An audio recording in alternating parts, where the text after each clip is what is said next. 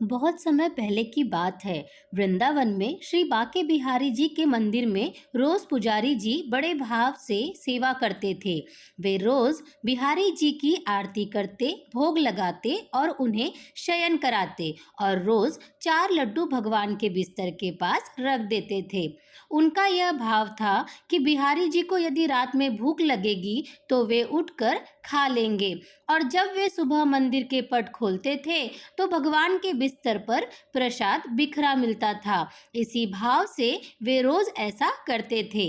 एक दिन बिहारी जी के शयन कराने के बाद वे 4 लड्डू रखना भूल गए। उन्होंने पट बंद किए और चले गए। रात में करीब 1-2 बजे जिस दुकान से वे बूंदी के लड्डू आते थे, उन बाबा की दुकान खुली थी।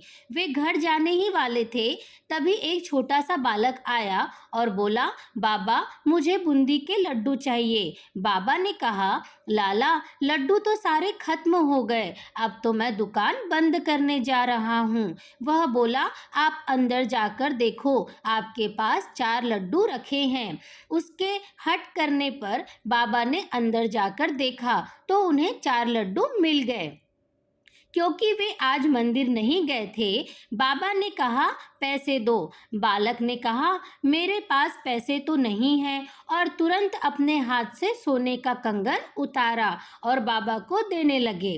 तो बाबा ने कहा, लाला पैसे नहीं हैं तो रहने दो, कल अपने बाबा से कह देना, मैं उनसे ले लूँगा। पर वह बालक नहीं माना और कंगन दुकान में फेंक कर भाग गया। सुबह जब पुजारी जी ने पट खोला तो उन्होंने देखा कि बिहारी जी के हाथ में कंगन नहीं है। यदि चोर भी चुराता तो केवल कंगन ही क्यों चुराता। थोड़ी देर बाद ये बात सारे मंदिर में फैल गई। जब उस दुकान वाले को पता चला तो उसे रात की बात याद आई। उसने अपनी दुकान में कंगन ढूंढा और पुजारी जी को दिखाया और सारी बात सुनाई। तब पुजारी जी को याद आया कि रात में मैं लड्डू रखना ही भूल गया था, इसीलिए बिहारी जी स्वयं लड्डू लेने गए थे।